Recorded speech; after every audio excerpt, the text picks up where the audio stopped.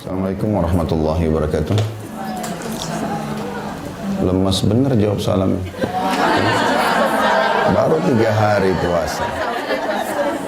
Baru 3 hari. Masih 27 hari. Alhamdulillah. Selalu saja kita memuji Allah dalam setiap keadaan kita. Dan juga kita panjatkan salawat dan taslim kepada Nabi besar Muhammad sallallahu alaihi wasallam sebagai bentuk kepatuhan kepada Allah Subhanahu wa taala. Lanjutkan pada buku kita Riyadhus Shalihin dan kita masuk dalam bab yang baru, bab 23, bab amar ma'ruf dan nahi mungkar. Amar artinya perintah tentunya, dan ma'ruf semua yang Allah perintahkan. Jadi amar ma'ruf artinya menyeru atau menyuruh kepada apapun yang Allah perintahkan. Tentu amar ma'ruf masuk kepada perbuatan wajib dan sunnah. Jadi kita dianjurkan memotivasi orang untuk mengerjakan kebaikan, baik itu wajib ataupun sunnah. Kalau dia meninggalkan atau orang yang sedang di hadapan kita meninggalkan yang wajib, maka wajib juga hukumnya kita mengingatkan. Dan kalau yang dia tinggalkan sunnah, maka sunnah juga hukumnya. Jadi kalau depan mata kita ada orang tidak sholat wajib 5 waktu, kita wajib mengingatkan. Tapi kalau dia tidak sholat duha misalnya, maka sunnah saja mengingatkannya. Dan nahi artinya melarang, mungkar semua yang Allah larang. Mungkar ini juga masuk dalamnya yang haram dan yang makruh. Kalau yang haram berarti wajib kita luruskan. Kalau yang makruh berarti sunnah saja, ya. Ini adalah bagian daripada agama kita dan ciri khas umat Islam adalah mereka punya sifat amar ma'ruf dan nahi mungkar. Setiap kali ada orang berbuat kebaikan yang merupakan perintah Allah Subhanahu wa taala, maka dia pun mendukungnya. Dan setiap kali dia melihat orang berbuat mungkar, maka dia meluruskan, ya. Tentu amar ma'ruf nahi mungkar ini punya adab-adab dan tata keramah, ya.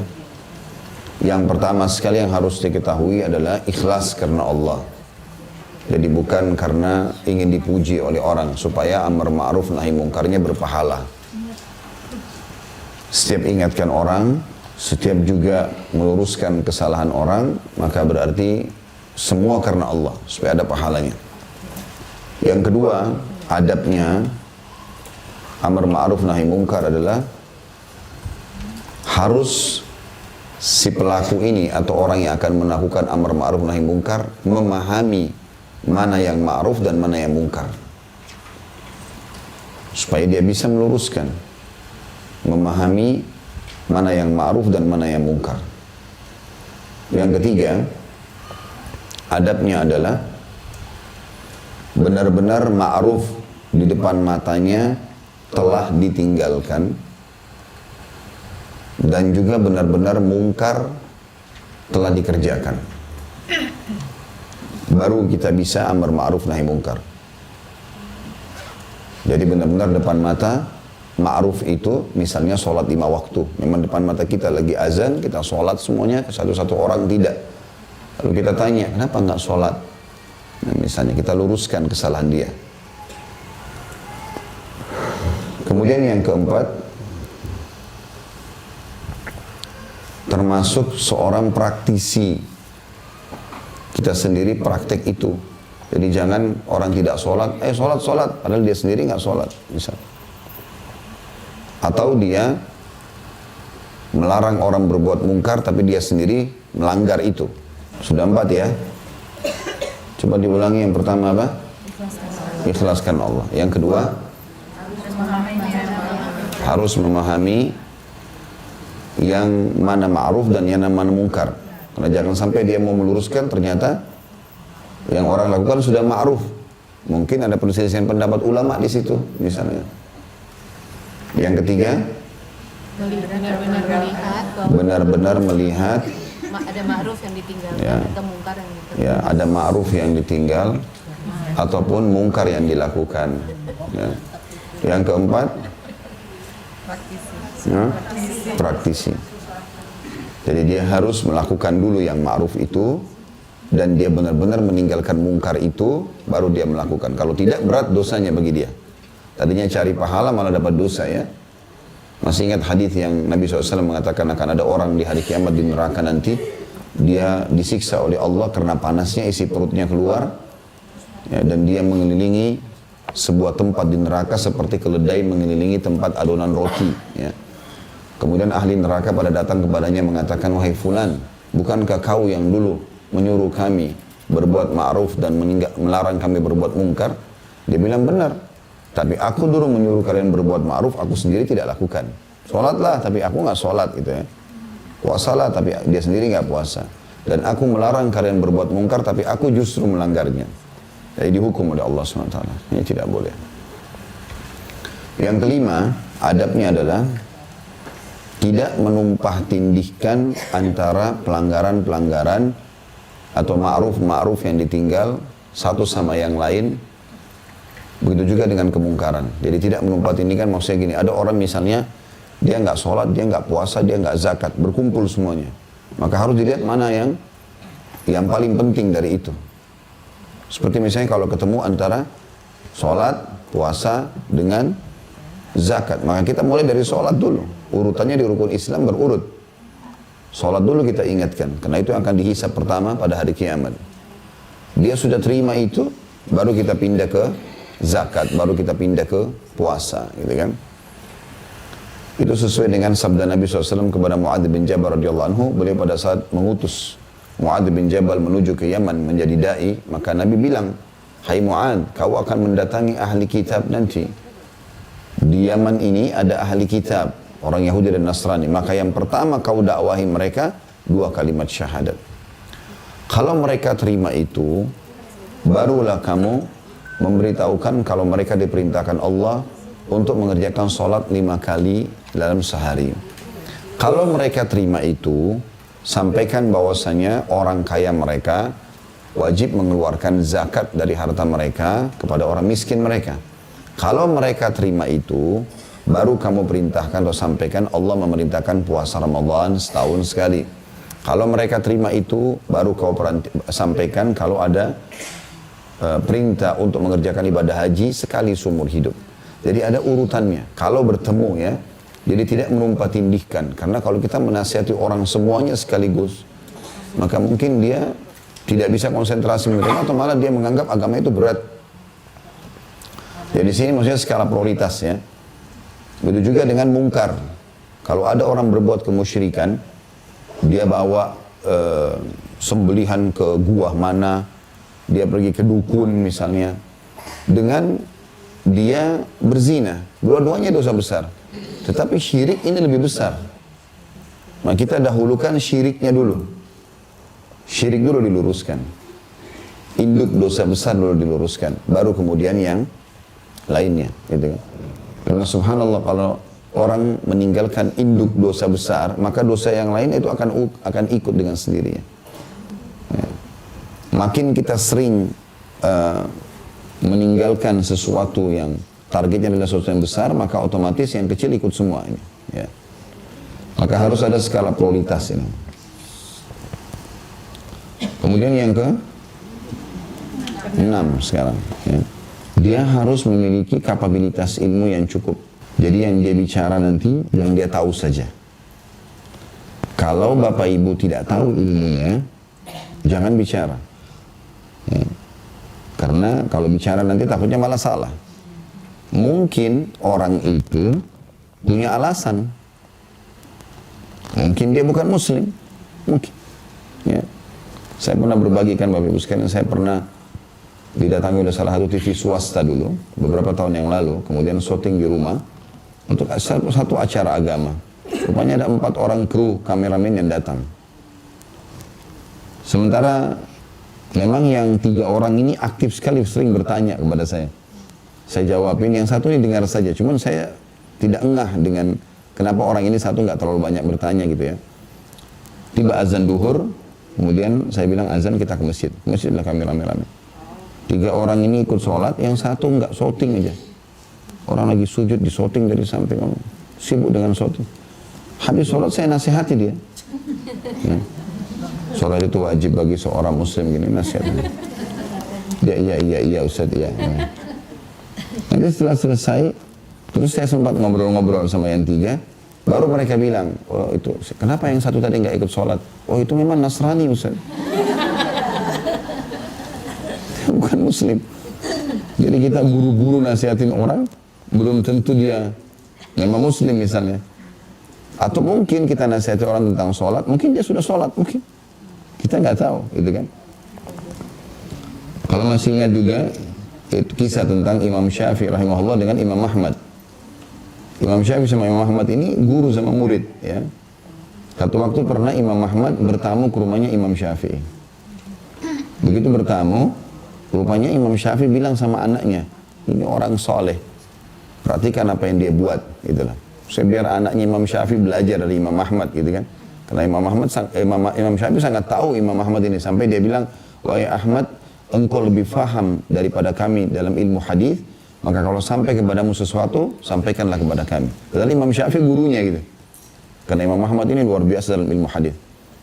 Rupanya anaknya Imam Syafi'i ini pamit tidur bersama Imam Ahmad, ingin tahu apa yang dilakukan gitu.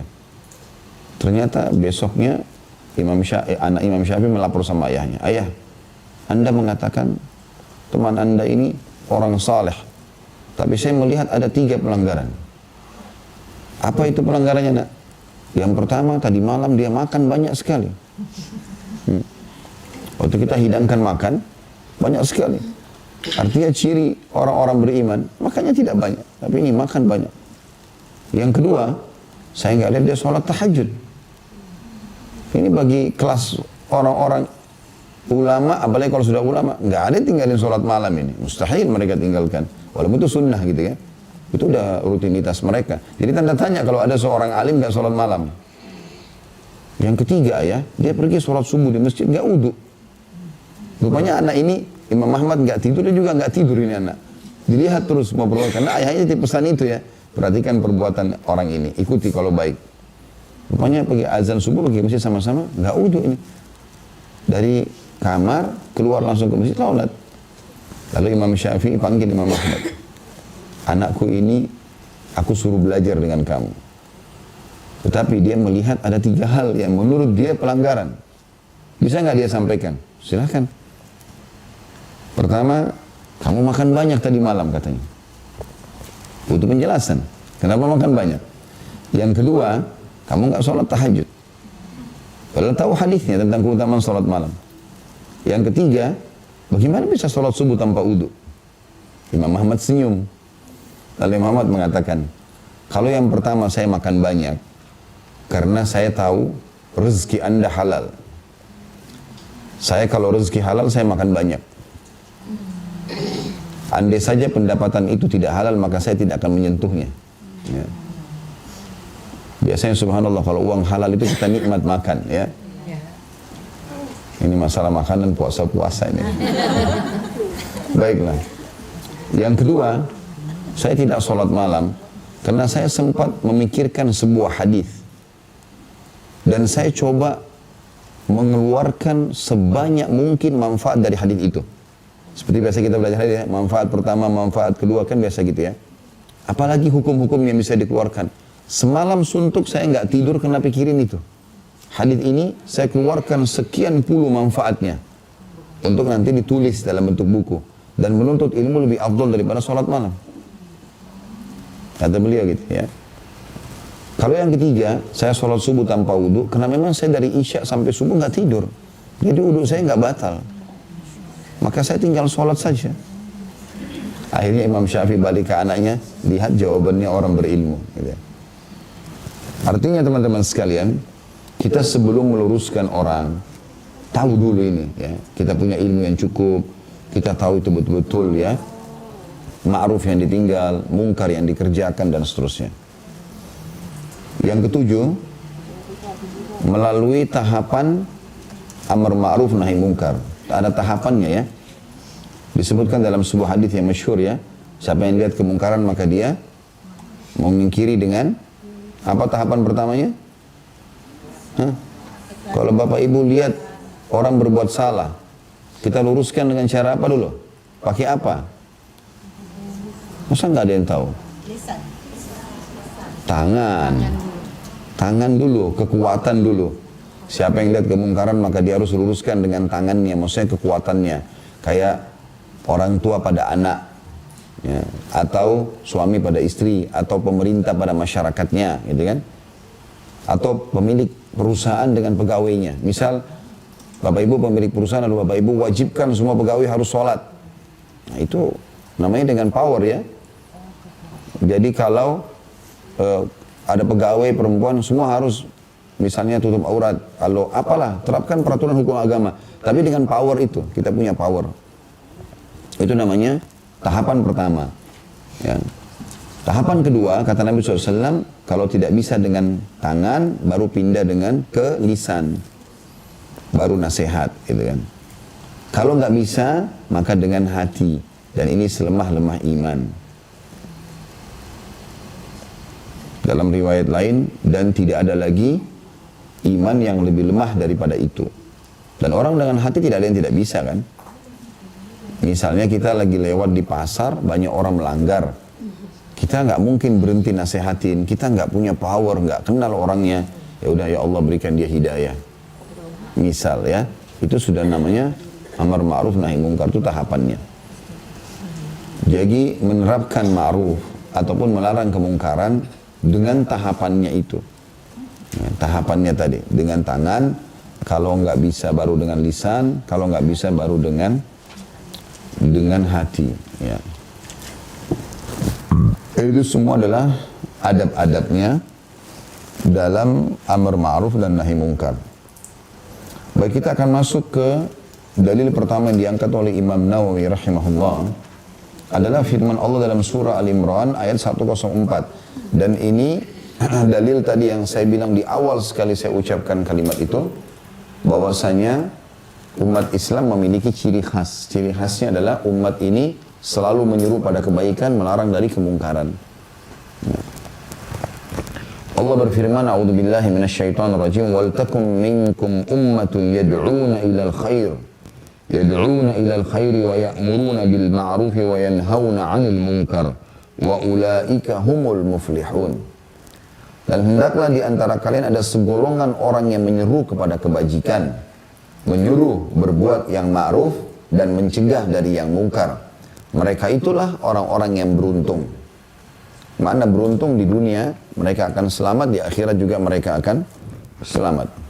Kemudian juga dalam surah Al-Imran ayat 110 dalil yang kedua, A'udzubillahi minasyaitonirrajim, kuntum khaira ummatin ukhrijat linnasi ta'muruna bil ma'rufi wa tanhauna 'anil munkar. Al-ayat. Kalian ini umat Islam adalah umat yang terbaik yang dilahirkan untuk manusia. Jadi dibandingkan semua manusia dari dulu sampai akhir waktu, nabinya Nabi Muhammad SAW yang paling afdal, umatnya umat kita yang paling afdal. Ya, umat Muhammad SAW ini. Apa sifatnya? Kenapa kita menjadi umat yang terbaik?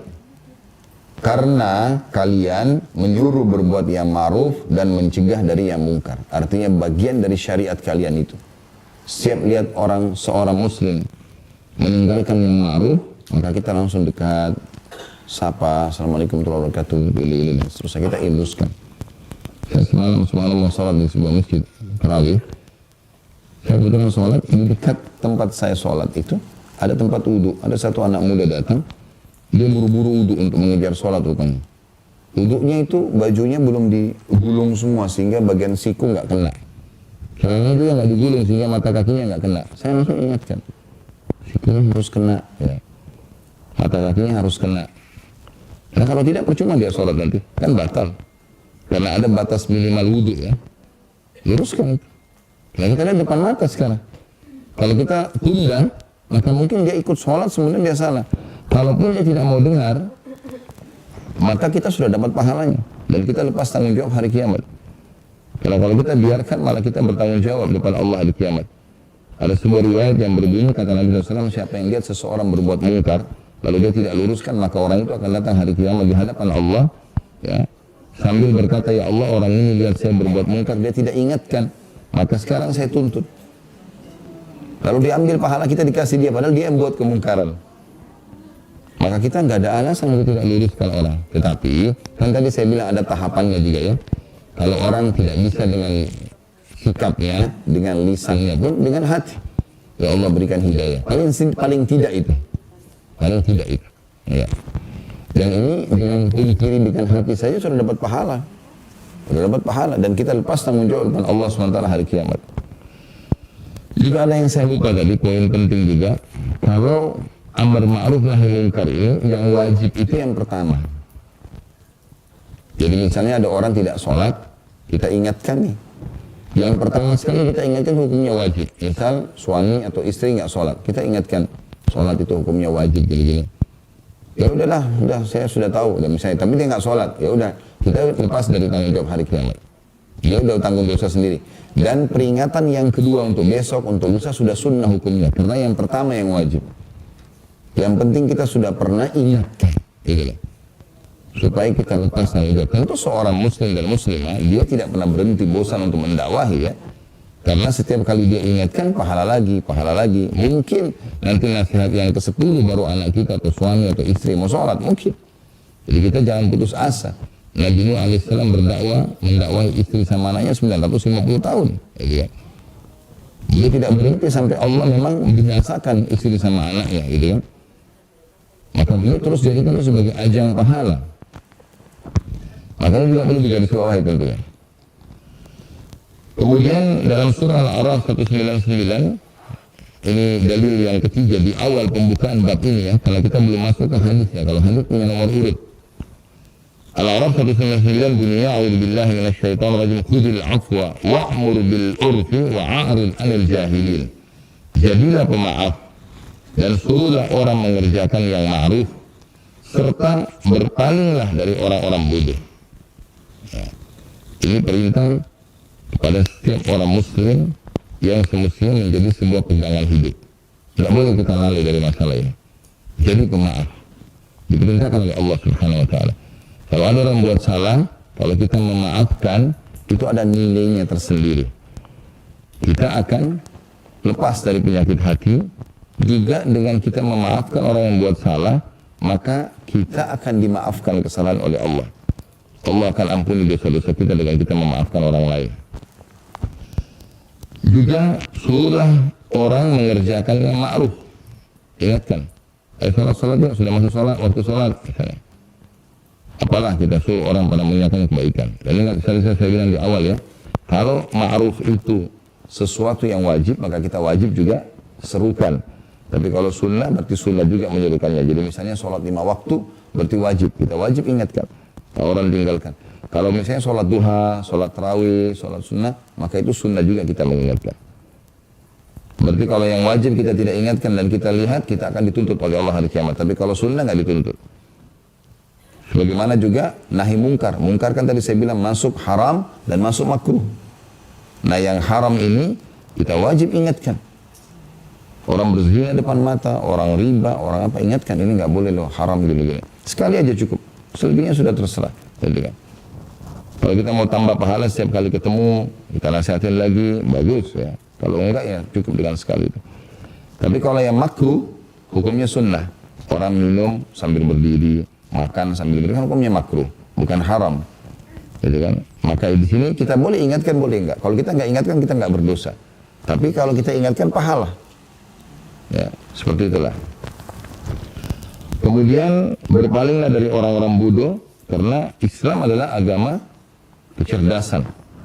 Kita selalu disuruh menggali ilmu.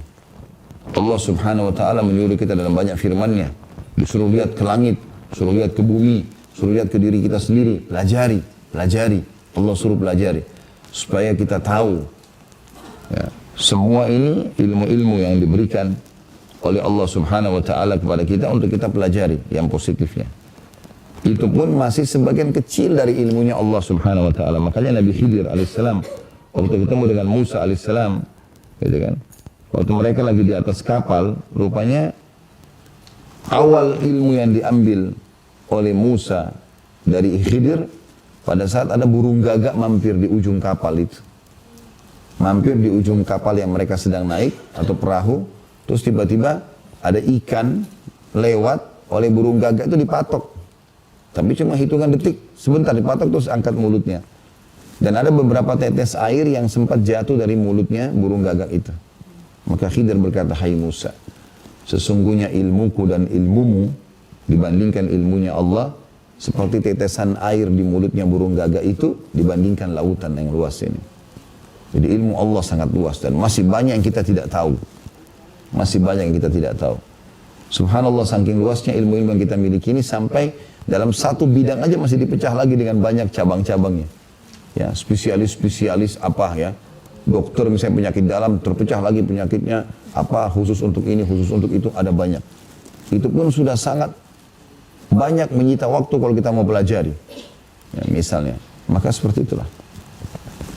Ini teman-teman sekalian menandakan memang kita disuruh untuk pintar ya. Dan Islam sama sekali tidak setuju dengan sifat malas. Bahkan Nabi SAW berlindung darinya. Ya, sifat malas, putus asa, dendam, ini semua tidak ada dalam Islam. Di kamus kita nggak ada itu. Ya. Selanjutnya, tentu saksi bahasan di Al-A'raf 199 adalah potongan tengahnya ayat ya. Dan suruhlah orang mengerjakan yang ma'ruf. Ya. Ayat yang keempat diangkat oleh Imam Nawawi rahimahullah adalah surah At-Taubah ayat 71. A'udzu billahi minasyaitonir rajim. Wal mu'minuna wal mu'minati ba'dhuhum awliya'u ba'd ya'muruna bil ma'ruf wa yanhauna 'anil munkar. Al-ayat. Dan orang-orang yang beriman, laki-laki dan perempuan, sebagian mereka menjadi penolong bagi sebagian yang lain. Apa penolongnya itu? Menolong dalam hal apa? Allah bilang, mereka menyuruh berbuat yang ma'ruf dan mereka mencegah yang mungkar. Jadi kita disuruh tolong menolong dalam hal ini. Seru orang-orang agar mau berbuat kebaikan, larang orang untuk berbuat kemungkaran. Dan di sini juga dalil bahwasanya bolehnya laki-laki sama perempuan saling membantu pada hal-hal yang baik. Ya. Untuk sini didahulukan mahram, suami istri gitu kan. Tapi kalau umumnya orang, misal ada seorang ibu bertanya kepada seorang bapak alamat di jalanan, maka dia harusnya mengingatkan, menyampaikan masalah itu. Kan yang dilarang dalam Islam adalah khalwat, berduaan, yang bukan mahram, di tempat tersembunyi. Tapi kalau orang di pasar, orang di mana ini butuh, maka saling dukung-mendukung dalam masalah ini. Selanjutnya surah Al-Ma'idah ayat 78 dan 79. A'udzu billahi minasyaitonir rajim. Lu'inal ladzina kafaru min bani Israil ala lisani Daud wa Isa bin Maryam. Dzalika bima 'asaw wa kanu ya'tadun. Kanu la yatanahawna 'an munkarin fa'aluhu. Labi'sa ma kanu yaf'alun.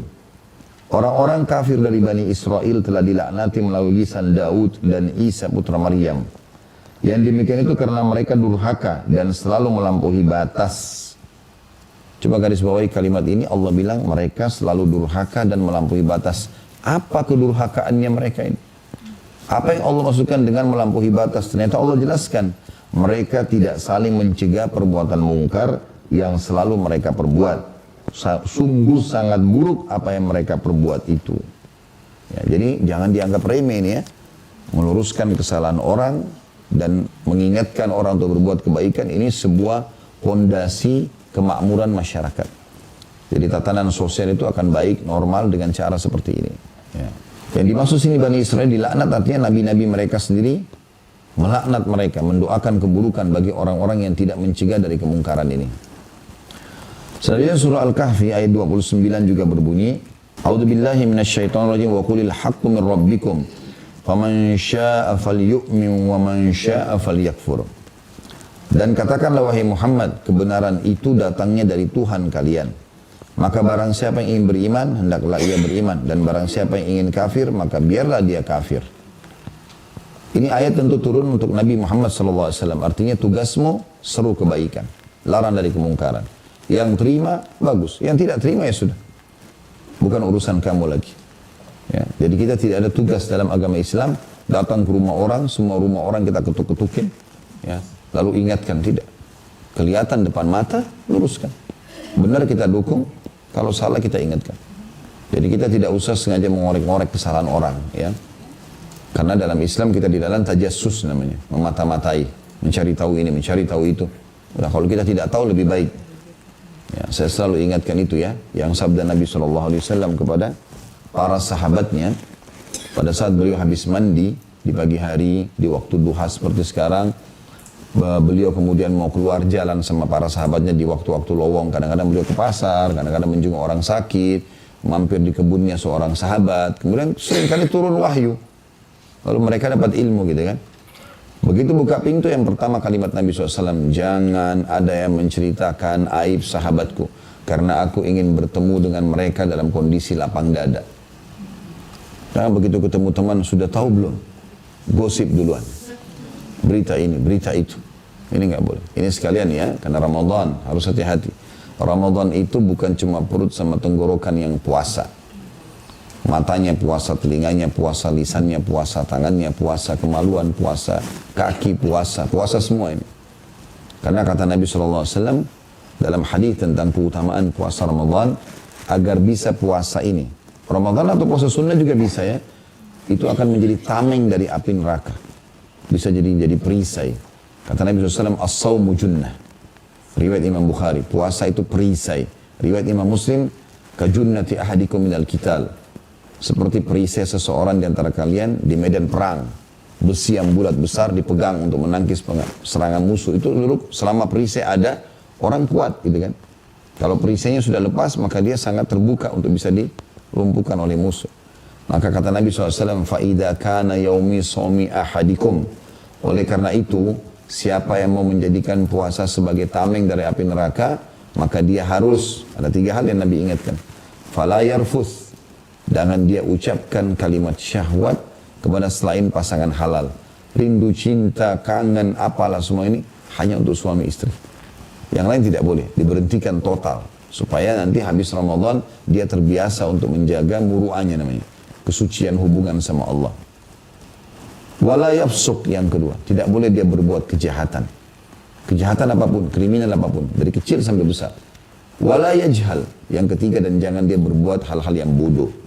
Ya.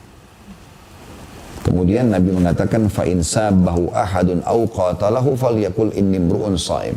Kalau seandainya ada orang yang ajak dia bertengkar, ya, ribut, maka dia mengatakan, aku sedang berpuasa. Atau aku sedang mengikuti program puasa. Jadi tujuannya adalah supaya lisan terbiasa menjaga ya sikap-sikapnya ya. Kemudian tangan, kaki semuanya dijaga. Perbuatan kriminal berarti semuanya nggak boleh ada kejahatan. Begitu juga sabda Nabi SAW, man lam yada' qawla zuri wal amala bih falaysa lillahi hajatan fi an yada' ta'amahu wa syarabah. Siapa yang tidak meninggalkan perbuatan dusta dan pernyataan dusta, maka tidak ada hajat bagi Allah menilai lapar dan hausnya. Jadi tidak ada gunanya haus dan lapar itu. Kata Nabi SAW, berapa banyak orang yang puasa tidak mendapatkan kecuali haus dan dahaga. Dan berapa banyak orang yang berdiri sholat di malam hari Ramadan tidak mendapatkan kecuali capek dan kantuk saja. Karena tidak ada pemisahan antara amal soleh dengan dosa. Tetap diikuti dengan dosa-dosa ini. Selanjutnya, firman Allah dalam surah Al-Hijr ayat 94, A'udzu billahi minasyaitonir rajim, fasda' bima tu'mar. Maka sampaikanlah wahai Muhammad secara terang-terangan segala apa yang diperintahkan kepadamu. Tidak boleh kita simpan itu. Salah luruskan. Tentu dengan cara yang baik ya. Dakwah itu harus dengan cara yang baik. Sebagaimana Allah katakan dalam Al-Quran, dalam surah An-Nahl, kalau saya tidak salah ayat ini, A'udzu billahi minasyaitonir rajim, Ud'u ila sabili rabbika bil hikmati wal mau'izatil hasanah wajadilhum billati hi ahsan. Allah Subhanahu wa taala mengingatkan, berdakwalah kalian di jalan Tuhan kalian dengan hikmah dulu. Hikmah itu menempatkan segala sesuatu pada tempatnya. Berbicara dengan orang pada tempatnya, menggunakan kosakata juga pada kedudukan orang yang tepat ya. Kita berbicara sama teman atau orang yang lebih muda berbeda kalau kita bicara dengan orang yang punya kedudukan atau orang lebih tua dari kita misalnya ya. Kemudian Allah mengatakan dan mau'izah hasanah. Kalaupun kita kasih peringatan yang baik-baik. Peringatan baik ini maksudnya Bapak Ibu sekalian kalau mau ingatkan anaknya, temannya, suaminya, istrinya semua ini kita dahulukan mengingatkan janji Allah sebelum ancaman. Ya. Jadi misalnya anak tidak sholat, maka jangan langsung bilang, nak kalau nggak sholat masuk neraka. Itu langsung ancaman. Enggak. Ambil buku, ini kan ada buku ini Riyadhus Shalihin diantaranya, atau ambil artikel di Google banyak sekali tentang keutamaan sholat. Sebutkan dulu janji Allah. Oh sholat itu dapat ini, dapat ini, dapat ini, dapat ini. Semua keutamaan dulu. Kalau betul-betul dia sudah tahu semua keutamaan, dia nggak mau kerjain, baru kita masuk ke ancaman. Jadi jangan ancaman dulu. Ya. Itu namanya mau'izah hasanah, peringatan yang baik dan tepat. Kemudian wajadilhum billati hiya ahsan. Kalaupun berdebat dengan cara yang baik. Jadi berdebat itu dengan cara yang baik. Artinya kalaupun harus diskusi dengan cara ilmiah. Bukan ribut-ributan, ya. Bukan saling menyalahkan dan seterusnya. Kita disuruh berdakwah dengan cara hikmah, kemudian peringatan yang baik, dan juga berdebat dengan cara yang baik. Dan sudah saya jelaskan ketiga tahapan ini ya. Ayat terakhir yang diangkat oleh Imam Nawawi rahimahullah adalah Al-A'raf 165. A'udzu billahi minasyaitonir rajim. Anjayna alladhina yanhauna 'anis su'i wa akhadna alladhina zalamu bi'adzabin ba'isin bima kanu yafsukun. Kami selamatkan orang-orang yang melarang orang berbuat jahat, dan kami timpahkan kepada orang-orang zalim siksaan yang keras disebabkan mereka selalu berbuat fasik. Tentu Al-A'raf ini, kalau Bapak Ibu mau kembali dari 163 sampai 168 ya, ini bicara tentang penduduk negeri Ilah. Masih ingat nggak ini? Lupa. Ramadan nggak boleh bohong. Penduduk negeri Ilah yang ada di Palestina, kisah tentang Ashabus Sabt, orang yang mancing di hari Sabtu. Ya.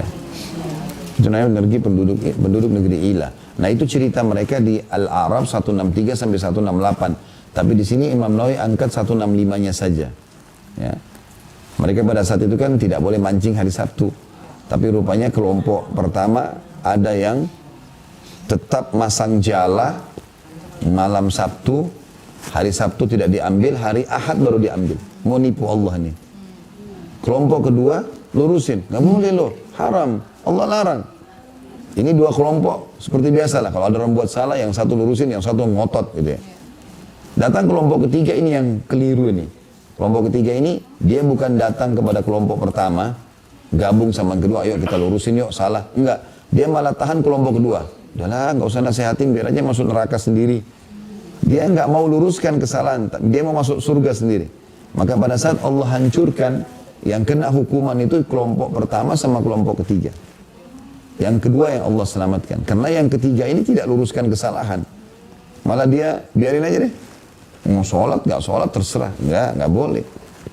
Kita bahas bab ini untuk tahu itu ya. Kalau kemungkaran jelas depan mata, wajib. Kalau enggak kita dituntut oleh Allah. Nggak bisa. Kita nggak boleh masuk surga sendiri. Tapi Allah kasih keringanan, ada tahapannya. Dengan lisan, dengan tangan. Kalau nggak bisa dengan lisan, kalau nggak bisa baru dengan hati. Nah, itu selama-lama iman gitu kan.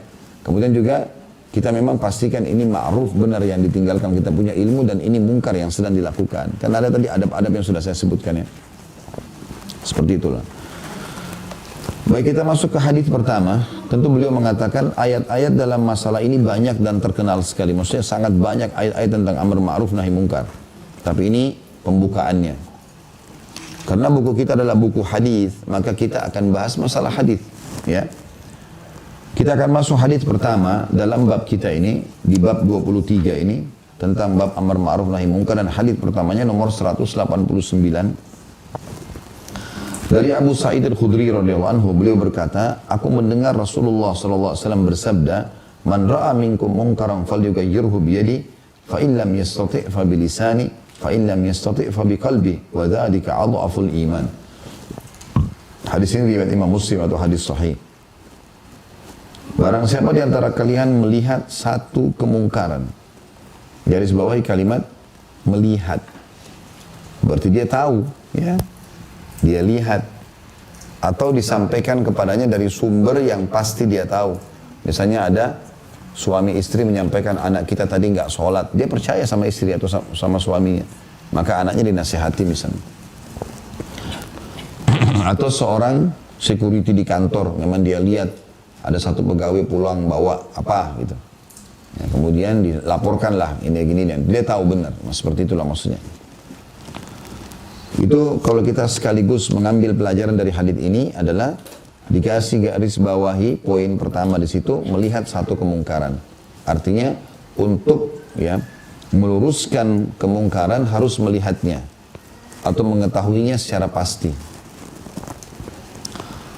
Lalu lanjutan hadis, maka hendaklah ia atau dia mengubahnya dengan tangannya. Ini tangan dikasih garis bawahi angka 2. Ya.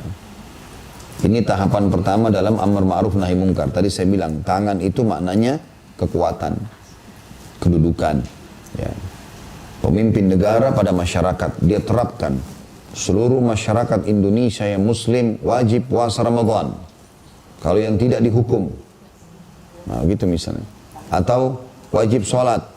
Ditemukan kalau waktu sholat ada di jalan, maka akan dihukum. Ya, seperti yang dilakukan oleh pemerintah Saudi kan begitu. Kalau waktu sholat itu, hampir satu Saudi semuanya, ada kelompok namanya, ada kementerian sendiri, itu khusus amar ma'ruf nahi mungkar. Khusus. Mobilnya mereka ada logonya tuh. Tertulis, hai amar ma'ruf nahi mungkar. Ya. Memang itu kementerian sendiri setahu saya. Jadi dia kalau waktu sholat, ada orangnya lewat pakai mikrofon besar tuh. Sholat, sholat, sholat. Semua di jalan-jalan, di pasar. Diingatin sama dia. Saya pernah lewat satu kali di dekat mobil mereka lagi menuju masjid. Ada orang lagi duduk-duduk di tempat agak tinggi. Dia teriakin tuh. Itu yang di atasnya lagi duduk, turun sholat. Ya kalau enggak ditangkapin, dia punya hak nangkap. Jadi satu orangnya dia itu didampingi sama 2 polisi. Polisi ikutin dia. Tangkap orang ini, tangkap, tidak mau sholat gitu. Dan mereka banyak sekali mereka lakukan di pasar-pasar Saudi itu nggak bisa orang buat macam-macam itu.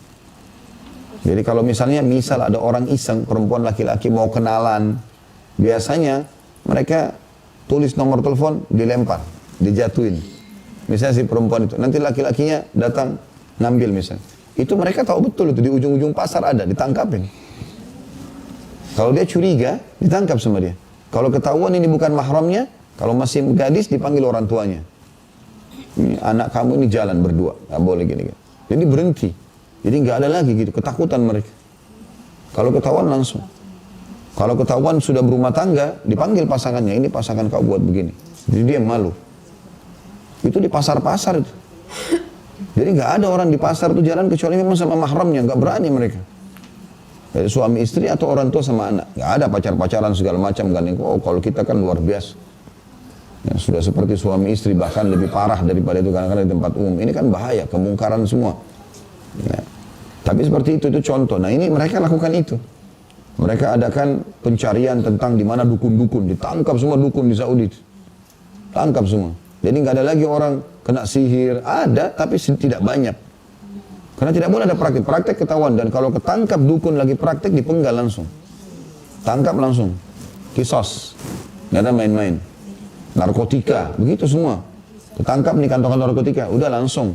Lapor ke raja, tidak lama, seminggu sudah eksekusi. Diiklanin, malam Jumat, besok Jumat dipenggal, pemenggalan kepala, pengedar narkotika. Ini memang gitu. Jadi, amar ma'ruf nahi mungkar itu kalau dihidupkan, luar biasa, makmur sekali.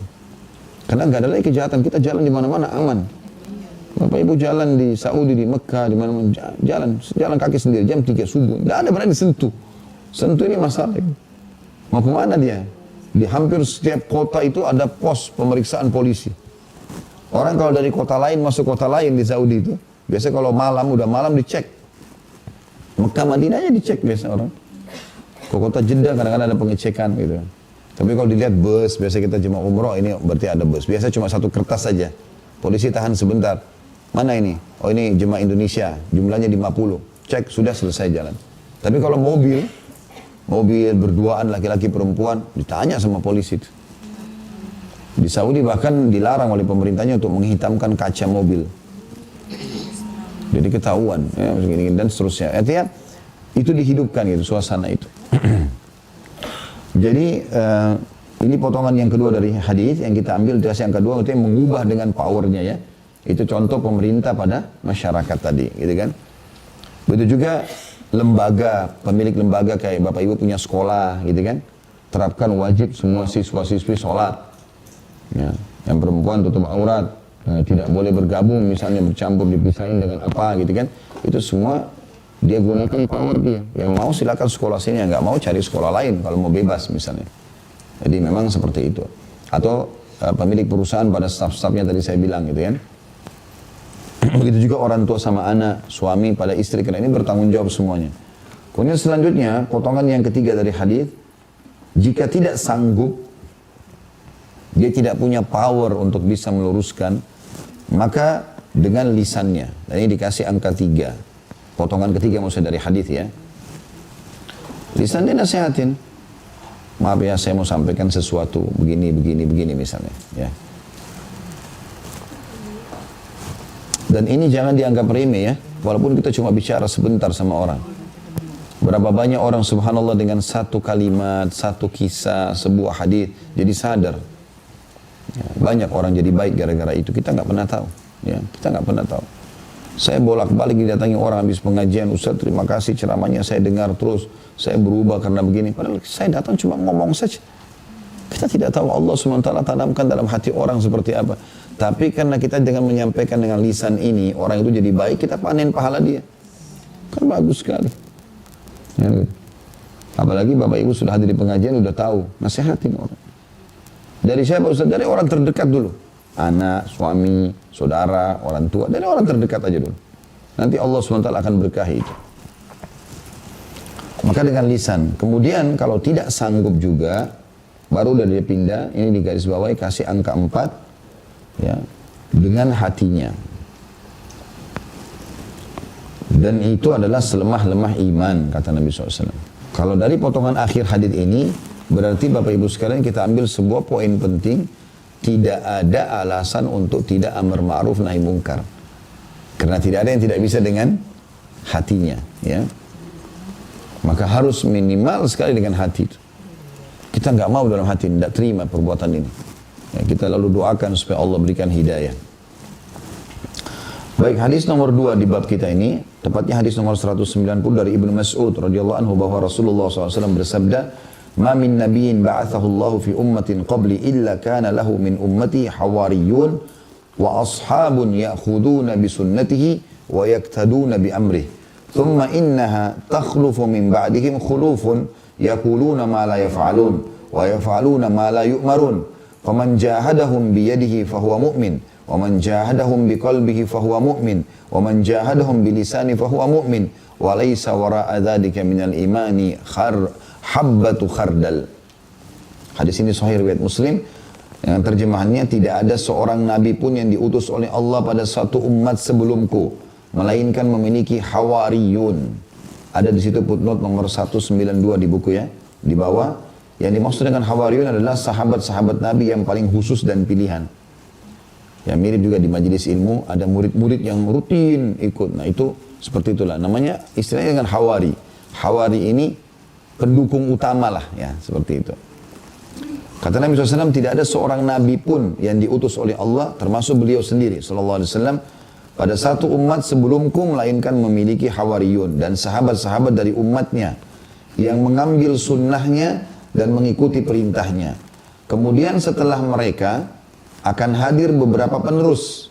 Maksudnya setelah nabi-nabi itu meninggal, sahabat-sahabatnya juga meninggal, ada generasi yang datang.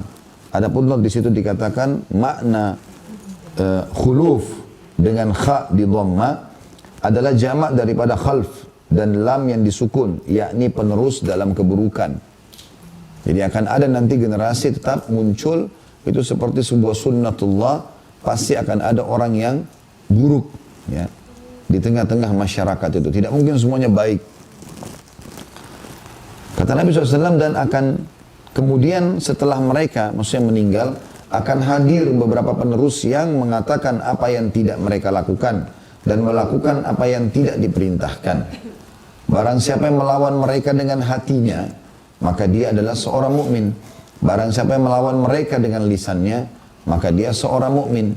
Dan barang siapa dan dia seorang mukmin, dan setelah itu tidak ada lagi iman. Ini ada sesuatu terjemahan yang tertinggal mungkin ya. Barang siapa yang melawan mereka dengan hatinya, ya, maka dia adalah orang yang beriman. Barang siapa yang melawan mereka dengan lisannya, maka dia adalah orang beriman. Ada terjemahan tertinggal di situ. Dan barang siapa yang melawan mereka, gitu kan? Karena di sini ada dengan tangan. Dengan hati. Jadi yang paling pertama kalau dalam hadis ini, barang siapa yang melawan mereka dengan tangannya, itu yang tidak ada. Ya, benar nggak? Iya. Jadi di potongan di situ barang siapa yang melawan mereka dengan hatinya, itu ada kalimat yang sama tapi dengan tangannya itu dulu ya. Barang siapa yang melawan mereka dengan tangannya. Kalau Bapak Ibu mau yang pegang buku mau garis bawahi, lihat ke kalimat bahasa Arabnya di atas, baris ketiga dari bawah ya. Baris kedua dari atas lah, baris kedua dari atas. Di tengah-tengah itu ada kalimat faman jahadahum biyadihi wa huwa mu'min, itu maksudnya. Itu yang hilang terjemahannya itu. Barang siapa yang melawan mereka dengan biyadihi itu dengan tangannya maksudnya, maka dia mukmin. Baru masuk di potongan yang ini. Barang siapa yang melawan mereka dengan hatinya, maka dia adalah orang mukmin. Itu betul karena yang setelahnya waman jahadahum biqalbihi. Siapa yang melawan mereka dengan hatinya kan? Baru yang ketiga waman jahadahum bilisanihi. Barang siapa yang melawan mereka dengan lisannya, maka dia adalah orang mukmin. Ya, di hadis ini berbeda urutannya, gitu kan? Nanti akan saya jelaskan. Dan setelah itu tidak ada lagi iman meskipun seberat biji sawi. Hadis ini tentu sebagian ulama mengatakan tidak menunjukkan urutan amar ma'ruf nahi mungkar. Karena urutannya hadis sebelumnya tadi. Ya. Urutannya adalah tangan dulu, kalau nggak bisa baru lisan, kalau nggak bisa baru hati. Tapi di hadis ini bukan menunjukkan urutan, tetapi perintah umum dari Nabi SAW untuk amar ma'ruf nahi munkar. Ya. Karena Nabi SAW sebenarnya ingin titip pesan di sini tentang akan ada generasi yang meninggalkan sunnah-sunnah Nabi itu. Kemudian mereka jauh, mereka mengucapkan apa yang tidak diperintahkan, mengerjakan apa yang tidak diperintahkan, mereka mengucapkan apa yang mereka tidak lakukan dan segala macam kemungkaran ini. Maka siapa yang melawan mereka? Maka Nabi SAW sebutkan secara global, baik dengan tangannya, dengan hatinya, dengan lisannya, maka semua adalah dia orang beriman, tolakunya orang beriman. Baik, kita bedah hadis ini. Potongan pertama kalau mau dikasih angka, ma min nabiyyin ba'atsallahu fi ummatin qabli. Tidak ada nabi pun yang diutus ya oleh Allah pada satu umat sebelumku. Kalau mau dikasih di terjemahannya aja ditulis garis bawah ya. Tidak ada seorang nabi pun yang diutus oleh Allah pada satu umat sebelumku. Sampai situ saja. Di garis bawahi kasih angka 1 kecil di atasnya. Artinya ini yang kita ambil pelajaran pertama dari hadis ya. Potongan ini ulama mengatakan ada 2 kandungan makna. Yang pertama, memastikan tentang risalah Nabi Muhammad SAW. Ya, berarti Nabi seakan-akan bilang, aku Nabi loh, sama dengan Nabi-Nabi sebelumku. Gitu loh. Karena ada orang yang memungkiri risalah Nabi Muhammad SAW. Ya. Berarti ini diambil dari kalimat ini adalah pemastian tentang risalah Nabi Muhammad SAW. Karena beliau mengatakan tidak ada seorang Nabi pun, berarti Nabi yang dibahas ya, yang diutus oleh Allah pada suatu umat sebelumku. Berarti aku juga Nabi. Seperti itulah maknanya ya. Itu yang pertama. Yang kedua, menandakan bahwasanya dakwah Nabi-Nabi itu satu. Dakwah mereka satu, agama mereka satu. Karena agama yang diturunkan oleh Allah ini cuma satu, Islam. Semua nabi-nabi agamanya Islam. Tidak ada agama lain ini. Tidak pernah ada 2 agama. Jadi Yahudi Nasrani itu bukan agama sebenarnya. Bukan diistilahkan dengan agama. Karena agama cuma Islam. Allah kan bilang dalam Al-Quran, Inna dina innallahil Islam. Agama sisi Allah hanya Islam. Jadi semua nabi-nabi Islam itu. Islam itu sendiri definisinya secara etimologi, bahasa, artinya istislamun nafs, penyerahan diri. Semua yang menyerahkan diri dikatakan muslim. Gitu. Tapi secara bahasa etimologi. Kalau secara terminologi, secara istilah adalah istislamun nafsu lillahi rabbil alamin. Penyerahan diri kepada Allah subhanahu wa ta'ala, Tuhan alam semesta. Nah, termasuk penyerahan diri kepada Allah adalah mengimani semua apa yang Allah suruh imani. Jadi misalnya, kita ambil contoh Nabi Musa alaihissalam. Nabi Musa seorang muslim. Dan umatnya yang beriman pada Nabi Musa pada saat itu, beriman kepada Allah, beriman pada Nabi Musa, dan beriman pada semua risalah Nabi Musa, namanya muslim. Berarti dia orang muslim, gitu kan? Di saat itu yang beriman. Kemudian kalau datang Isa alaihissalam, siapa yang melanjutkan imannya, dia mengimani Nabi Isa alaihissalam, mengimani Allah, mengimani risalah Nabi Isa, dan mengimani Nabi-Nabi sebelum Nabi Isa, dan Nabi Muhammad yang akan disampaikan oleh yang akan datang nanti, maka dikatakan muslim. Sebenarnya istilah muslim bagi mereka. Berubah status muslim itu kapan ada penolakan terhadap Allah walaupun satu saja. Saya pindah kepada kita. Waktu Nabi Muhammad SAW datang, beliau juga seorang Rasul. Siapa yang mengimani Nabi Muhammad SAW, mengimani Allah yang diperintahkan untuk iman tentang keberadaannya, dan mengimani semua Nabi-Nabi sebelum Nabi Muhammad SAW, namanya Muslim. Kenapa kita dapat gelar Muslim? Kenapa Yahudi Nasrani nggak dapat gelar Muslim sekarang? Karena mereka masih menolak risalah Nabi. Ada Nabi yang mereka tolak, berarti belum full menyerahkan diri kepada Allah. Bisa ditangkap nggak? Ya, jadi tidak ada agama lain. Dan ini agama ini bukan agama baru. Dari zaman dulu, sama satu agama Allah turunkan. Cuma memang yang berbeda syariatnya, hukum-hukum. Itu yang berbeda. Jadi ada yang berlaku halal di satu kaum Nabi, ada yang diharamkan di satu kaum yang lain. Kuasa Allah SWT, hikmahnya begitu. Seperti misalnya ghanimah, harta rampasan perang. Itu untuk sebelum kita, nggak boleh, haram. Nabi Muhammad SAW mengatakan dalam sebuah hadis sahih riwayat Bukhari, sesungguhnya ghanimah dihalalkan untukku dan diharamkan untuk nabi-nabi sebelumku. Jadi kalau nabi-nabi sebelum Nabi Muhammad SAW, kalau dapat pedang, perisai, apa saja di medan perang, itu dikumpulin, lalu nabinya berdoa, Allah turunkan petir dari langit, dibakar-bakar. Tidak ada yang bisa diambil. Tapi Nabi SAW dihalalkan buat beliau ghanimah. Umat Muhammad berbeda. Jadi ada yang diharamkan di umat yang lain, tapi dihalalkan yang lain. Tapi induk judul agamanya Islam. Paham nggak? Cuma syariatnya beda-beda. Seperti itulah. Ada yang standar, haram semua. Dari awal Nabi Adam sampai Muhammad SAW. Seperti perzinahan, membunuh, minum khamar, durhaka sama orang tua. Ini induk semua, ini nggak ada perubahan. Nggak ada perubahan. Yang berubah itu hanya beberapa hukum. Tapi semua ada standar. Makanya semua nabi-nabi memerintahkan hal yang sama. Kata Nabi Muhammad SAW, perumpamaan aku dengan nabi-nabi yang lain, ya, itu seperti satu bangunan. Orang-orang pada keliling semua, melihat bangunan ini kok mewah sekali, bagus ya. Dan tertinggal satu batu bata saja. Dan mereka mengatakan, andai saja batu bata ini dilengkapkan, sempurnalah bangunan ini. Kata Nabi SAW, akulah satu batu bata itu. Artinya bukan baru agama ini. Ini melengkapi saja. Semuanya sama. Makanya orang yang mengikuti agama Nasrani yang benar, masuk Islam itu. Kalau dia ikutin Injil yang benar, masuk Islam. Karena dia tahu ini lanjutannya. Nggak bisa dipisah. Cuma memang, sampai Nabi Muhammad SAW sudah nggak ada lagi Nabi. Ditutup sudah. Makanya beliau mengatakan, sesungguhnya aku adalah penutup para nabi dan rasul. Nggak ada lagi nabi dan rasul setelahku. Beliau mengatakan dalam hadis lain akan keluar 50 pendusta, dajjal. Semuanya mengaku nabi. Ketahuilah, aku adalah penutup nabi dan rasul. Ya lagi nabi dan rasul setelahku. Jadi tidak ada agama baru. Agama cuma satu. Tidak ada berubah-berubah. Keliru kalau orang menganggap Yahudi, Nasrani itu agama. Nanti akhirnya dianggap itu juga ajaran sendiri. Enggak. Orang Yahudi kalau dia ikutin ajaran yang benar, masuk Islam itu. Semestinya ya.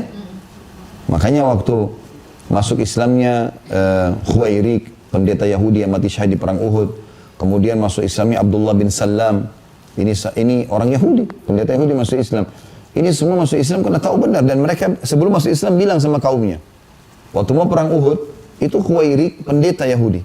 Dia dengar umat Islam menyerukan, wahai muslimin, Rasulullah memerintahkan kita jihad, musuh sudah mau tiba di Uhud. Khuwairik dengar nih, dia naik di atas menara di benteng Yahudi, dia teriak, wahai Yahudi, demi Allah kalian tahu Muhammad adalah Rasul. Demi Allah kalian tahu Muhammad adalah Rasul. Kalian tahu dalam Taurat dan kalian kenal betul siapa dia. Sekarang beriman, kesempatan disuruh jihad. Ini terbunuh mati syahid masuk surga. Apa jawaban orang-orang Yahudi? Enggak, kami enggak mau. Karena dia bukan dari Bani Israel. Bohong ini, dusta. Orang Nabi Isa aja dari Bani Israel yang mau salib Nabi Isa adalah orang Yahudi. Kan mereka yang mau bunuh nabinya sendiri. Nabi Yahya itu dibunuh di tangannya Bani Israel, kaumnya sendiri. Maka Khuwairik bilang, bertakwalah kepada Allah, berimanlah. Gak ada yang mau. Kalau kalian tidak mau beriman, kalian tahu dalam Taurat, ada ayat, kata Khuwairik, ada ayat yang memerintahkan kita kalau ada nabi di satu wilayah, memerintahkan jihad, kita wajib ikut. Kan di zaman Nabi Musa alaihissalam, kan ada nabi-nabi yang sezaman. Seperti Nabi Musa sama Nabi Khidir kan sezaman. Jadi dalam salah satu ajaran Taurat itu, kalau Nabi Khidir serukan jihad, pengikut Nabi Musa bisa ke sana ikut. Gitu loh. Kalian tahu itu? Enggak, ini kan hari Sabtu. Karena kan Uhud perang hari Sabtu. Hari Sabtu hari suci bagi kami. Enggak mau perang. Bohong ini aja, enggak mau. Khuwairik bilang kalau kalian tidak mau saya berlepas diri. Saya sudah sampaikan. Dia turun dari menara itu, dia ke masjid syahadat sama Nabi SAW. Masuk Islam dia. Dia ikuti benar ajaran masuk Islam. Setelah masuk Islam dia ikut jihad. Subhanallah terbunuh. Kan Uhud itu terjadi habis waktu duha. Kayak kita sekarang gini. Belum duhur, peperangan sudah selesai. Mati syahid termasuk Khuwairik ini. Nabi SAW waktu lihat jenazahnya bilang, siapa yang mau lihat penghuni surga yang belum pernah sujud sekalipun, lihat orang ini. Dia ikuti itu. Jadi kalau orang ikuti ajarannya yang benar, masuk Islam dia. Kenapa agama tidak ada gini? Saya pernah lihat cuplikan seorang profesor Yahudi di Israel, dia ungkapin sendiri itu. Hampir diterjemahkan. Dalam bahasa Indonesia saya pernah lihat ada teks terjemahannya itu. Saya lupa namanya profesor siapa. Dia bilang, sebenarnya tidak ada agama. Agama yang benar agama Islam. Orang Yahudi itu bilang. Nggak ada agama. Ini agama ini satu semua, nggak ada bedanya. Semua nabi-nabi. Cuma memang hukum-hukumnya yang berubah gitu ya. Dan kalau sudah turun satu kitab membawa syariat baru, maka berarti syariat sebelumnya dihapus. Nah di sini kita perlu juga tambahkan informasi tentang perbedaan nabi sama rasul. Allah mengutus 124.000 nabi, gitu kan? Di antaranya 313 rasul. Bedakan jauhnya ya, 124.000 sama 313. 124.000, banyak sekali, gitu kan? Nabi-nabi itu. Allahu alam, mungkin di Indonesia pernah sampai, Allah kita tidak tahu. Tapi di antaranya yang ditunjuk jadi rasul cuma 313. Loh, apa bedanya? Kenapa rasul sedikit? Maka ini yang membedakan di sini ya. Kalau Nabi, kata para ulama, adalah orang yang Allah tunjuk menyampaikan wahyu Allah, hanya mengingatkan kaumnya apa yang disampaikan oleh Nabi dan Rasul sebelumnya. Tidak mau syariat baru. Dia cuma bilang, itu dulu, misalnya ini si anak Nabi, ayahnya Nabi juga, ya kan? Kan Nabi Yusuf, Nabi Yakub kan ayah sama anak. Gitu. Nah ini, ayah saya pernah sampaikan begini dan begitu, ya. Atau Nabi sebelumnya menyampaikan begini, dia tidak bawa syariat baru. Dia cuma perbaharui saja. Itu Nabi.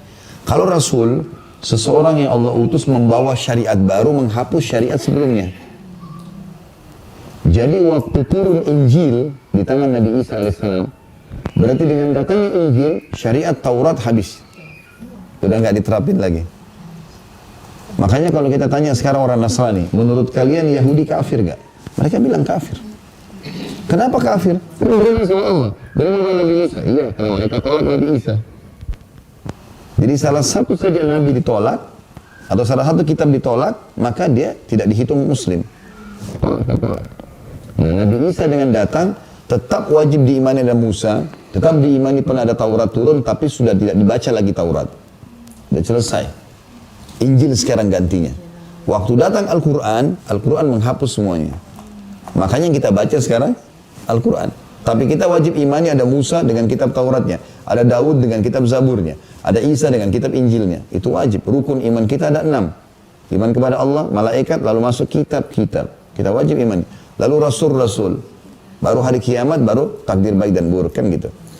Jadi ini poin harus difahami benar. Supaya kita tahu kenapa kita Muslim. Kenapa kita harus dakwahi mereka. Karena sebagian pendeta, mereka menggembar-gemborkan itu ya. Kita kan sama, menyembah Tuhan yang sama. Sama-sama, nggak usah saling kita, mungkin sama. Makanya pernah Umar bin Khattab pegang beberapa lembaran Taurat. Umar bin Khattab beriman kepada Allah, imannya sangat kuat. Tapi dia mau tahu isinya Taurat apa. Diambil dari satu Yahudi, lembaran aslinya. Mau dibaca. Sebelum dibaca Nabi lihat, apa kata Nabi SAW sambil raut wajah beliau berubah. Beliau mengatakan, hai Umar, hai Ibnu Khattab, apa kau masih ragu dengan apa yang aku bawa? Maksudnya apa? Sudah ada Quran, jangan baca itu. Bukan saja lagi baca Taurat, nggak ada gunanya kamu baca sekarang. Hai Ibnu Khattab, apakah kau ragu dengan apa yang aku bawa? Demi zat yang jiwa Muhammad dalam genggaman maksudnya demi Allah, kalau Musa hidup sekarang, dia tidak punya pilihan kecuali jadi pengikutku. Tidak usah orang-orang Yahudi ini, nabinya mereka kalau ada sekarang, mereka akan jadi pengikutku. Ya Nabi Muhammad SAW pemimpin para nabi dan rasul. Maka ini poin yang harus juga difahami berhubungan dengan masalah itu. Nah di antara 124 ribu tadi nabi dan 313 rasul yang wajib kita imani dan tahu adalah 25 nabi dan rasul. Bersyukurlah cuma 25, itu aja masih banyak yang tidak tahu. Ya. Kalau Allah suruh kita cari semua beritanya, itu luar biasa. Gitu kan. Nah ini juga berhubungan dengan masalah potongan tadi ya. Kalau ada penentuan tentang risalah Nabi Muhammad SAW, dan yang kedua tadi apa? Sudah catat belum? Hah?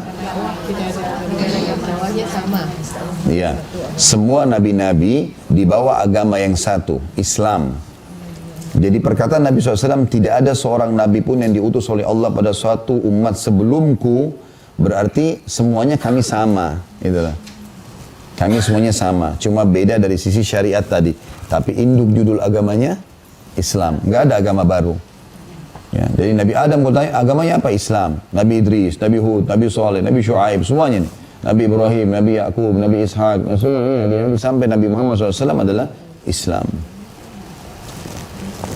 Baik, potongan kedua yang diambil dari hadis adalah melainkan memiliki hawariyun. Potongan kedua dari hadis. Mau protes tapi salah. Gimana? Kan potongan pertama dari hadis, tidak ada seorang nabi pun diutus oleh Allah pada suatu umat sebelumku. Ini masih angka 1. Tapi di situ ada 2 poin. Ya, berhubungan dengan kalimat Nabi SAW sebelumku, berarti menandakan risalah Nabi Muhammad SAW itu diambil. Jadi kalau dia kasih angka 1, poin A-nya sama poin B di angka 1 itu. Oke, jadi sekarang barisan ya manfaat yang diambil kedua ya, potonganku dari hadis. Sudah sepakat belum ini? Baik. Yaitu dari potongan melainkan memiliki hawariyun dan sahabat-sahabat dari umatnya. Dan hawariyun berarti pengikut setia. Di sini ada sebuah pertanyaan kecil Bapak Ibu sekalian. Kenapa Nabi SAW menyebutkan hawariyun dan sahabat-sahabat? Apakah bisa difahami bahwasanya tidak semua sahabat masuk dalam hawari? Kalau Hawari itu pejuang, fanatiknya luar biasa. Pokoknya Nabi bilang apa, iya. Nabi bilang serang, serang. Nabi bilang bunuh, bunuh. Nggak ada negosiasi. Itu namanya Hawari. Ya, yang jadi militan, pengikut yang militan. Baik. Memang di sini ulama mengatakan ada bedanya. Hawari sama sahabat ada bedanya. Semua Hawari pasti sahabat. Tidak semua sahabat itu Hawari. Ya. Tidak semua sahabat Hawari. Jadi misalnya Bapak Ibu punya teman nih, teman dekat ya. Pasti ada di antara teman kita yang 5 orang itu yang satu luar biasa. Kita apa saja, iya. Mau ajak kemanapun dia mau. Ada yang lain enggak? Masih nolak-nolak. Tapi sahabat. Seperti itulah. Jadi yang selalu fanatik ini istilahnya Hawari. Semua Hawari pasti sahabat. Tapi tidak semua sahabat itu Hawari. Jelas ya? Nah ini bisa kita lihat di dalam salah satu ayat Al-Quran ya. Allah SWT menyuruh sebagian Bani Israel, kalau saya tidak salah dalam surah Saf ya. Coba dilihat surah Saf, ayat terakhirnya. Saya bacakan ya. A'udzubillahi minasyaitonirrajim. Ya ayyuhalladzina amanu kunu ansarallahi kama qala Isa bin Maryam lil hawariyin. Garis bawahi kalimat itu ya. Kama qala Isa bin Maryam lil hawariyin man ansari ila Allah. Qala al hawariyun. Lihat kalimat hawari ya. Qala al hawariyun nahnu ansarullah. Fa'amanat ta'ifatun min bani Israel wa kafarat ta'ifah fa'ayyadna alladhina amanu ala aduhim fa'asbahu zahirin. Ya, ayat terakhir 14 ayat kok ini ya. Ini termasuk surah yang saya rekomendasikan untuk dihafal ya. 14 ayat, tidak panjang ini. Dan ayat-ayat sebelum dan susunnya juga pendek-pendek, 14, 15 ayat ya.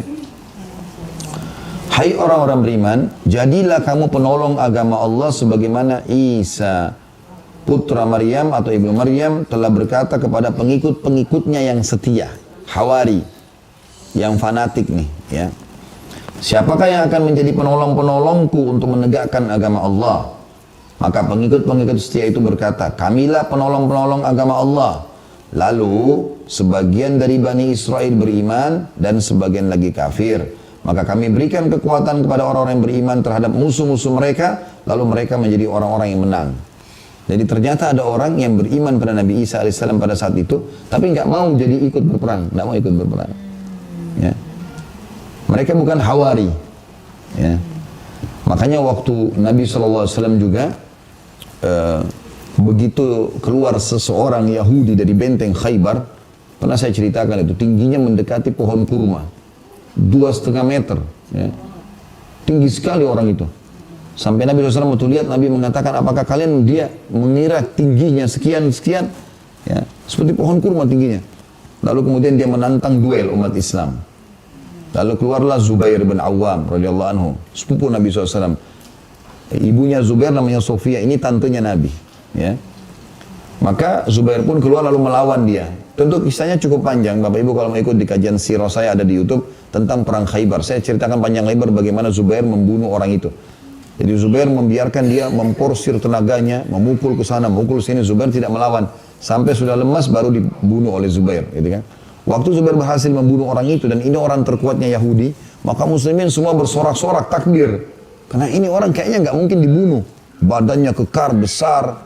Ini kadang-kadang mungkin kalau orang tebasannya juga tidak kuat, cuma melukai saja sedikit karena badannya besar.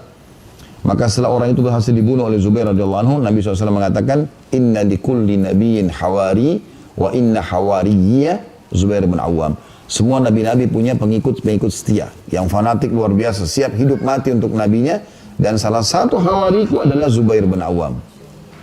Jadi ini kayak bodyguard khusus gitu. Jadi ada orang-orang begitu, subhanallah. Ada orang yang ikut muslim, iya. Sebagai muslim ya, muslim ya. Tapi kalau sudah diajak, ayo jihad, siapa yang mau nih? Ayo infak, siapa yang infak nih? Nah yang keluar ikut, ini oh panggilan agama nih, langsung dia datang, ini hawari namanya. Istilahnya dengan hawari. Jadi memang orang-orang yang fanatik luar biasa. Pokoknya agama Islam saya cintai seluruh hati saya. Apa yang dikatakan ayat A, B, ya B. Gitu lah. Itu istilah dengan hawari.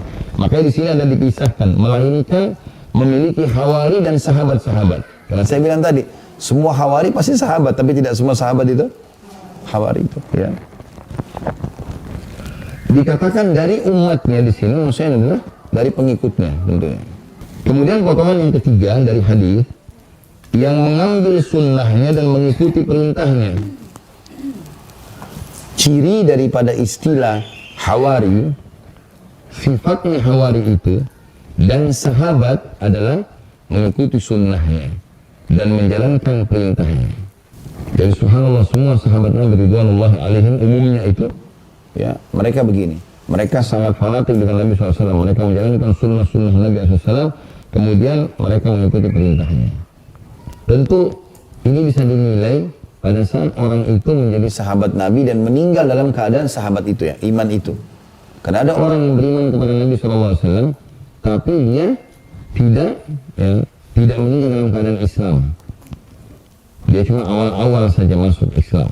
Setelah itu sudah. Kalau masih ingat pernah saya sampaikan kisah yang Abu Hurairah duduk dengan seorang Ansar dan ada satu lagi orang. Subhanallah, karena orang ini pernah saya sebutkan dan saya pernah hafal, ini terlupa, sering terlupa. Tapi orang ini salah satu yang duduk bersama Abu Hurairah dan satu orang Ansar. Semuanya penuntut ilmu nih, semuanya penuntut ilmu. Sampai Nabi SAW bilang, lewat di depan mereka bertiga, akan ada salah seorang dari kalian nanti, ya, itu akan menjadi penghuni neraka sampai badannya hampir memenuhi neraka. Lalu Nabi lewat. Rupanya 3 orang ini gak ada yang nanya Nabi. Siapa di antara kami, gak ada yang nanya. Tapi Abu Hurairah bilang, aku terus was-was. Karena kedua orang di sebelahku ini orang alim-alim semua. Yang satu hafal Quran, yang dua-duanya hafal Quran, dan dua-duanya ini orang suka nuntut ilmu. Berjalan waktu, rupanya si Ansar ikut perang mati syahid. Berarti tinggal aku sama orang ini saja berdua. Dan orang ini menuntut ilmu dari Ubay bin Ka'ab Al-Quran. Dan Nabi SAW bilang, ambil Al-Quran dari 4 orang, dan kalian Ubay. Diambil Quran dari situ, dia jadi sampai cukup untuk menjadi da'i. Cukup untuk menjadi da'i, karena ilmunya sudah luas. Sampai Nabi SAW utus dia ke salah satu suku, ya, suku Khuza'ah pada saat itu, atau Bani Hanifah ya tepatnya, ya, itu untuk mendakwahi mereka. Tapi di sana muncul Nabi palsu namanya Musailim Al-Kadzab, Musailimah pendusta. Maka datanglah orang ini, dai Nabi SAW datang ke sana. Belum masuk di wilayah Bani Salamah ini atau Bani Hanifah ini, maka si Musailimah sudah datangin dia, lalu ngajak negosiasi. Bagaimana kalau saya, ya, bagaimana kalau kita negosiasi untuk masukkan, kamu bisa masuk ke kota ini, tapi kamu mengatakan aku juga Nabi sebagaimana Muhammad Nabi. Dan dia setuju. Dia mau dengan cara dibayar dan dikasih jabatan. Maka murtadlah dia. Dan dia terbunuh di tangan Khalid bin Walid radhiyallahu anhu. Nah ini orang pernah jadi sahabat tapi tidak meninggal dalam keadaan Islam. Makanya tidak disediakan Hawari.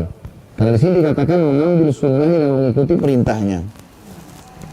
Masuk dalam makna mengambil sunnah dan mengikuti perintah adalah menerapkan dalam hidup dan mengajarkan. Itu maknanya ya.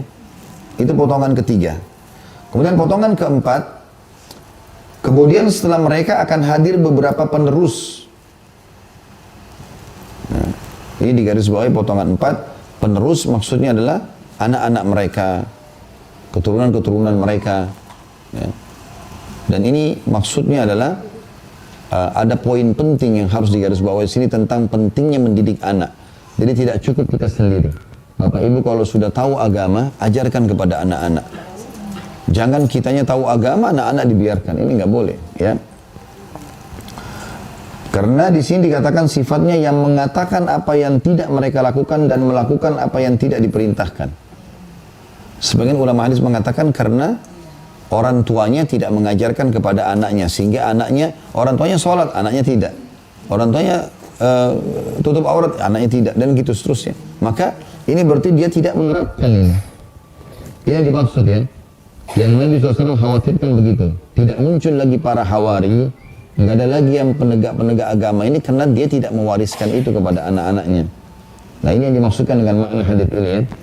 Jadi maksudnya peran orang tua sudah tidak berfungsi lagi dalam memerintahkan mereka dalam kebaikan.